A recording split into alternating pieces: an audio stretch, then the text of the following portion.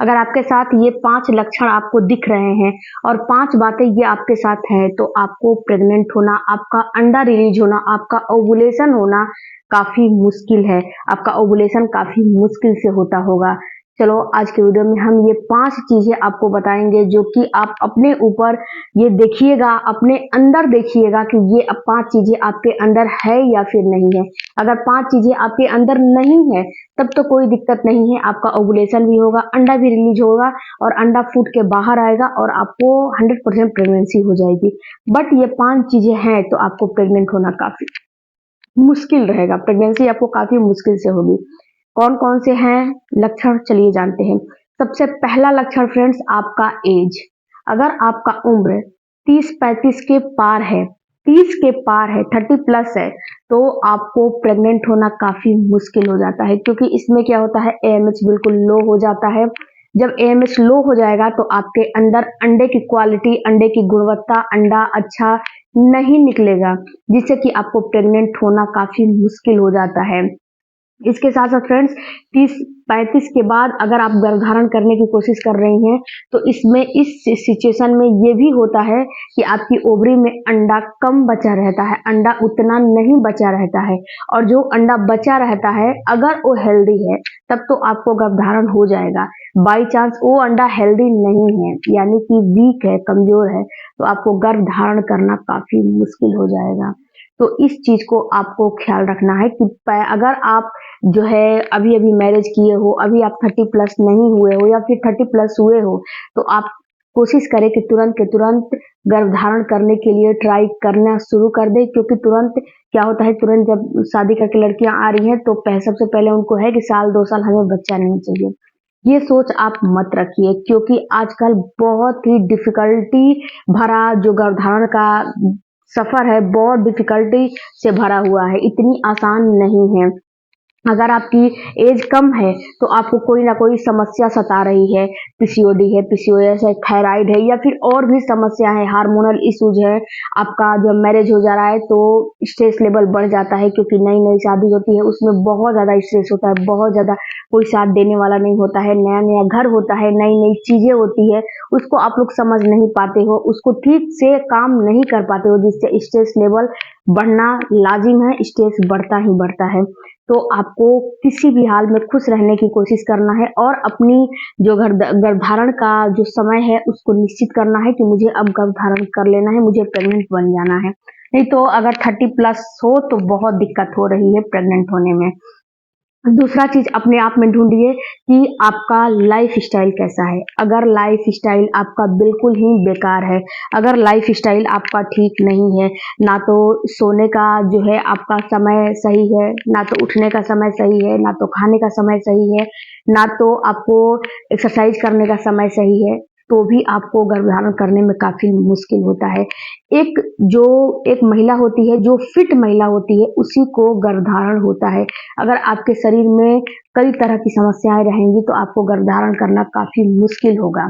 इसके साथ साथ फ्रेंड्स आपको क्या करना है कि अपना टाइम बिल्कुल जो है अपने शेड्यूल के अनुसार अपने टाइम को बिल्कुल मैनेज रखना है। समय से सोना, समय से उठना, समय से हर काम करना, और समय पे अपने शेड्यूल, अपने टाइम को, अपने काम को बिल्कुल टाइम टू टाइम करते रहना है आपको।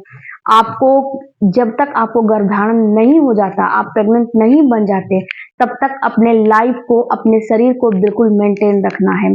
उसके बाद फ्रेंड्स, उसके बाद भी अपने शरीर को आपको मेंटेन रखना है, क्योंकि एक जो है वीक महिला होती है, जो एक जो है रोगी महिला होती है, वो कोई भी काम, कोई भी चीज अच्छे से नहीं कर पाती है। तो अपने आप को थोड़ा फिट रखने की कोशिश करें।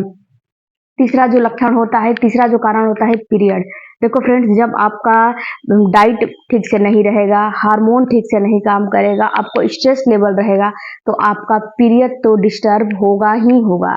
अगर आपके अंदर ब्लड की कमी रहेगी तो आपका पीरियड बिल्कुल ही डिस्टर्ब होगा। अगर आपका पीरियड डिस्टर्ब है तो भी आपको प्रेग्नेंट बनने में काफ़ी दिक्कतों का सामना करना पड़ेगा, क्योंकि पीरियड डिस्टर्ब रहेगा तो इसमें क्या होगा कि ओवुलेशन ही आपको समझ में नहीं आएगा कि क्यों, कब आप ओवुलेट कर रहे हो, कब आप ओवुलेट नहीं कर रहे हो। क्योंकि जो 12 साल के 12 महीने होते हैं, 12 महीने आप ओवुलेट नहीं करते हो, 12 महीने आपको ओवुलेशन नहीं होता है, 12 महीने आपका अंडा रिलीज नहीं होता है। उसमें से ऐसा भी महीना आता है, 1-2 महीना ऐसा भी 3 महीना आता है जिसमें कि आपको ओवुलेशन नहीं होता है, अंडा नहीं बनता है, नहीं रिलीज हो पाता है। तो आप 8 ही 9 महीने ऐसा आता है जिसमें कि आपको अंडा बनता है, अंडा रिलीज होता है। तो इसको आपको समझना है।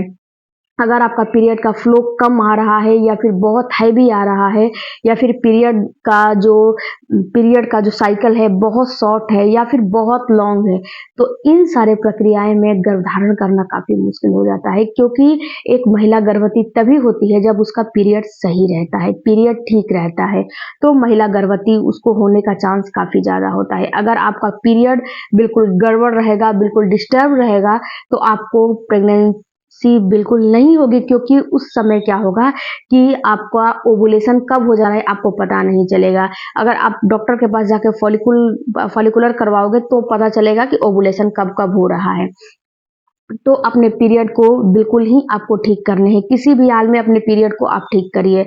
जब पीरियड ठीक रहेगा तो आपको गर्भधारण करना मुश्किल नहीं रहेगा, आपको गर्भधारण हो जाएगा। उसके बाद आप अपने ओवुलेशन को समझें कि आपका ओवुलेशन कब हो रहा है, क्योंकि ओवुलेशन के समय आपको कांटेक्ट में रहना है, फिजिकल होना है। अगर ओवुलेशन डिस्टर्ब हो जाएगा, ओवुलेशन आपको नहीं समझ में आएगा, तो आपको गर्भधारण करना भी काफ़ी मुश्किल हो जाएगा, क्योंकि ओवुलेशन के समय ही एक अंडा रप्चर होता है, रप्चर होकर बाहर निकलता है और उस समय आपको फिजिकल होना पड़ता है। फिजिकल नहीं होगे तो प्रेगनेंसी नहीं होती है, क्योंकि जो अंडे की सेल्फ लाइफ होती है केवल 12 घंटे होती है और जो मेल का सेल्स होता है उसकी सेल्फ लाइफ 4 से 5 दिन होती है।